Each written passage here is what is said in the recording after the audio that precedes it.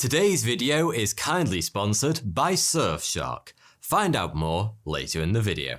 Hey, 42 here. High up in the Andes, where Bolivia and Peru meet, lies the sparkling waters of Lake Titicaca. Oh, grow up. At 3,800 meters above sea level, it's the world's highest navigable lake. That is, it's the highest lake you can drive a large boat through. And at 280 meters deep, 118 miles long, and 50 miles wide, it's the largest body of fresh water in South America. It's so big that landlocked Bolivia has a naval station here, surrounded by snow-capped Andean peaks, perilously hilly towns, and peacefully sleepy villages. Lake Titicaca is an unquestionably splendid sight. But neither its breathtaking beauty nor its awesome size are the most remarkable thing that Lake Titicaca has to offer. For this mountain paradise is home to the mysterious Auros people, who live on the very lake itself, floating on man-made islands constructed entirely of reeds. Made completely by hand by their inhabitants, these islands have been here for hundreds of years. Whilst the Inca Empire rose and fell to the Spanish conquistadors, while cities were built, wars were fought, the Auros have stayed living very much the same life as they have for centuries, out on the glittering surface of Lake Titicaca. If you take the long voyage to visit Lake Titicaca, you should use the fastest and easiest VPN, Surfshark, to make sure you're not locked out of all your accounts from back home, such as your bank. And did you know Surfshark also helps you to avoid price discrimination based on your location? So you can actually save money on plane tickets and car rentals whilst traveling. Surfshark runs on any device, anywhere, and it's packed full of features such as industry-leading uncrackable encryption, IP and DNS leak protection, and 24/7 customer support. By using Surfshark VPN, you can stay anonymous and secure online. Personally, I use Surfshark to watch Netflix content from other countries, such as the US, that's usually blocked here in the UK. It's so easy, all you have to do is switch over your location settings, and there you have it, access to all your favorite programs. Surfshark maintains a strict no logs policy, and their network of 3,200 servers in over 65 countries runs completely on RAM, so they couldn't even log your data even if they wanted to. By using the code 42, you will benefit from an 83% discount plus 3 extra months for free. All you have to do is click the special link in the description below. Don't miss out. But how on earth did the Auros people get there in the first place? Living on a lake surrounded by snow-capped peaks might sound idyllic, but building your own island also seems like pretty hard work. It's not the kind of thing anyone does just for fun. If I went to the nearest lake and tried to build a floating home, I'd end up with little more than soggy underpants. And if I did somehow manage it, I probably wouldn't want my family to live such a solitary and arduous life out on the lake for 500 years. Yet, that's exactly what the Auros people did. No one really knows for certain how or why the Auros people came to live on the lake. But the best guess is that an ancient corporate team-building event got really out of hand. Well, either that or the Auros people were running from persecution by the fierce armies of the Inca, and quite possibly from others before them. It's thought that the Auros originally lived in the Amazon jungle, but facing enemy attack, they ran until they found themselves on the shores of Lake Titicaca, with nowhere to go but into the water. They paddled out into the lake on whatever boats they could make or find, and created a new home using nothing but reeds and bare hands. Suddenly they went from life in the depths of the jungle to a home on a mountain lake. That's quite different from simply relocating to the suburbs and spending your days comparing lawnmowers with your neighbour, Barry the accountant. It would have taken something pretty fierce to force an entire tribe out of the bountiful jungle and onto the sparse surface of the lake. And that something was the Inca. The Inca were once just a small mountain tribe themselves, but then they got pretty serious about it all and grew an empire that stretched from Colombia to Chile, with 10 million inhabitants at its peak. They built incredible cities, most memorably Machu Picchu, and 26,000 miles of roads. And they did all of that without any written language, so far as we know, and with no wheel and no horses. And since their empire only lasted 100 years until it was ended by the invading Spanish, it's fair to say they were pretty busy people. It's also fair to say that no one gets to conquer hundreds of tribes and build an empire that consumes half a continent without being a tad bloodthirsty. They were fearsome opponents on the battlefield, approaching in formation and in silence, before launching coordinated attacks using arrows and other gruesome weapons. When the Spanish arrived, the Inca struggled to match them, but they still put up a pretty good fight, filling covered holes in the jungle full of sharpened stakes and luring their enemy onto them to be impaled. They also famously sacrificed their children. 16th century Spanish immigrant to Peru, Juan de Betanzos, described this barbaric practice. These children would be collected from all over the land and would be carried in litters together. They should be very well dressed, paired up, female and male. It's thought that once collected, the children were kept in captivity for several months, where they were fed coca leaves and alcohol, before being trekked up a mountain and sacrificed to the gods. It's a fair bet that the Auros were pretty frightened by the Inca, but mighty as they were, the Inca were not able to hold back the Spanish tide, and their empire ultimately fell to a combination of the Spanish army's advanced weaponry and imported smallpox. And it would be nice to think that the Auros, safe on their islands, felt pretty smug when the conquistadors rocked up in town. Their position of safety on the lake meant they were protected from the worst of the Spanish onslaught. The Auros Islands were built with defense in mind. Many of the islands had watchtowers. One is still active to this day, made of reeds of course, from where the Auros would gaze out over the lake to keep an eye out for marauding Inca or Spanish troops. And the Auros' trump card? Under attack, they could simply cut their moorings and allow their islands to float off to a safer, more remote part of the lake.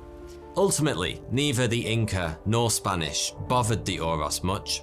Both viewed them with contempt, but neither saw them as a threat worth fighting.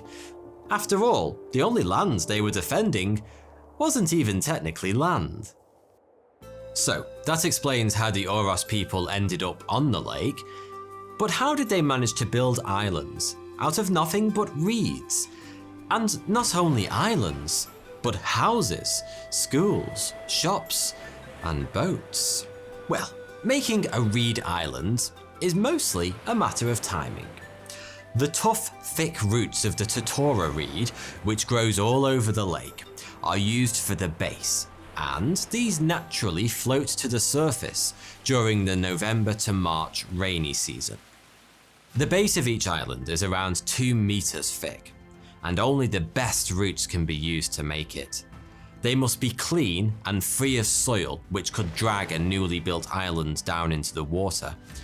Collecting the best roots each season has become somewhat of a competition amongst islanders. On top of the base of roots, reeds are laid and laid again.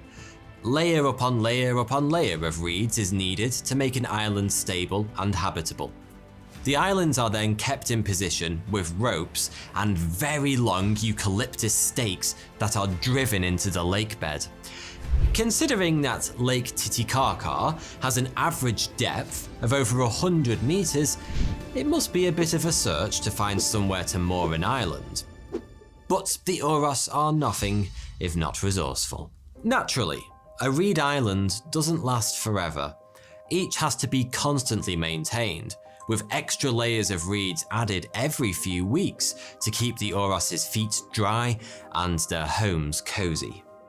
An island will last for about 30 years being maintained in this way, before it must be dismantled and completely rebuilt.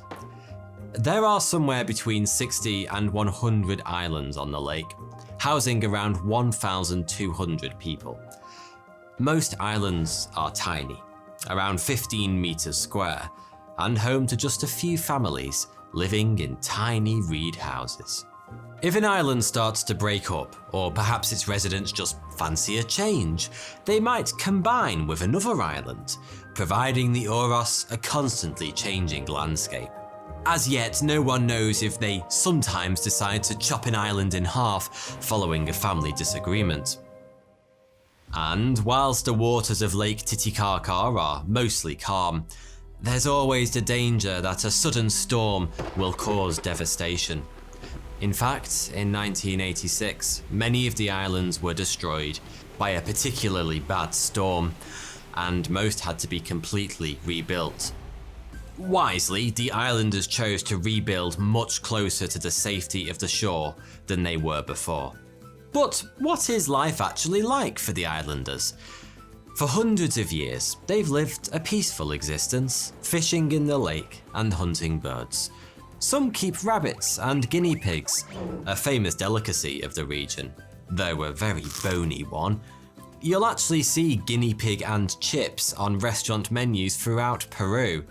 Unsurprisingly, you won't see many cows or goats on the islands, but some families rear them on the shore, presumably to give themselves an occasional break from roast guinea pig. They also eat the very reeds they use to make their homes. The bottom part of the reed contains iodine, which is eaten for its medicinal properties. Reeds are also used as bandages and topical painkillers. So, if an Auros child hurts her knee, rather than a plaster, she'll have a reed wrapped around her leg. Reeds are also said to have cooling properties, so the islanders use them to cure headaches, hangovers, or simply to cool down. They even make reed tea, though we've got no idea what that actually tastes like. Perhaps it would be nice with a digestive. But in many ways, despite the fact they spend their days on a soft, floating structure, and every step they take feels a bit like walking on a sponge, life on Lake Titicaca is surprisingly modern. On the islands, you'll see TV aerials fixed to the reed houses, along with solar panels. The solar panels have made island life considerably safer. For reasons you can imagine, knocking over a candle on an island made entirely of reeds isn't generally advised. There's also phone signal and internet, and the islands have their own radio station. Auros children can go to nursery and primary school on the main island, though the school run might rank as one of the most dangerous in the world, at least for the very youngest. An overcrowded boat collects small children, many of them too young to swim, and takes them across the lake's freezing waters to the school, without a life jacket in sight. I suppose it beats being collected for ritual sacrifice by the Inca. Older children have to take themselves to school on the mainland, a journey of 2 kilometers, paddling across the lake in a laundry bucket. When they grow up, many of these kids will no doubt end up using their education to live rather different lives on the mainland. For those that stay, the only game in town is tourism.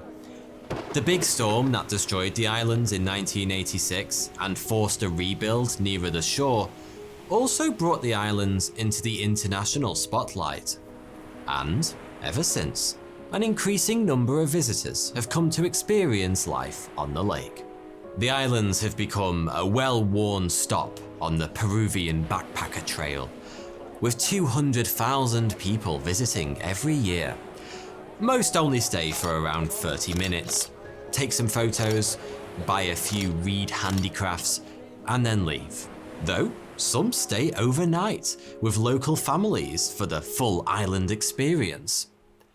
Many Auros were initially dubious about this tourist invasion. After all, they'd lived largely undisturbed lives for hundreds of years, hunting birds and eating fish.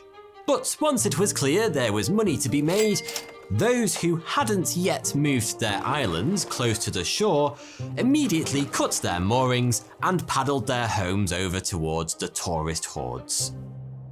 Today, 80% of the Auros people make their living from tourism, though they take it in turns. Each day, half the islands open up to tour boats, with the residents dressed up head to toe in colourful traditional costumes and presumably hide their somewhat off-theme satellite dishes behind reeds.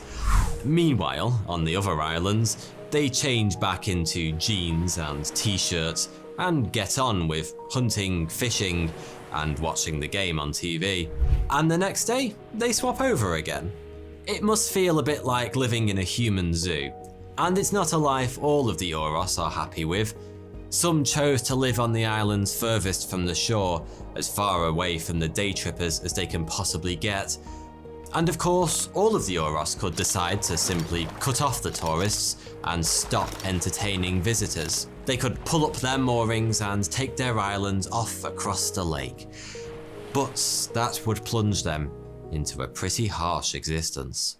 Life on a reed island in the middle of a lake 3,800 meters above sea level, where nighttime temperatures are regularly below freezing and the oxygen levels are only 65% of those at sea level, is a bit of a bore ache, to put it lightly. Even with the endless stream of cash-laden visitors, the Auros people remain poor.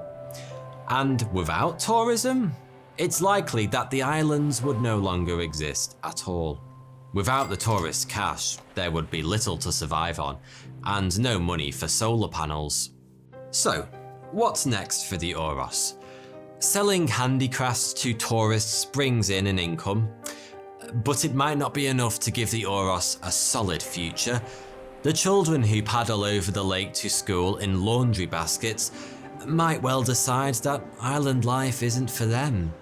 After all, they no longer have the peaceful hunter-gatherer existence they once had. But they're unable to fully embrace the modern world either. As their children start to move away from the islands, it might just be that they end up more of a museum than a village. And if that happens, it won't be a surprise. But the world will lose one of its last links with the incredible human determination that took us to every untrodden corner of the world and into some of its harshest environments. Us humans are an endlessly resourceful and hardy bunch, and if nothing else, the Auros people of Lake Titicaca are a living testimony to that. Thanks for watching.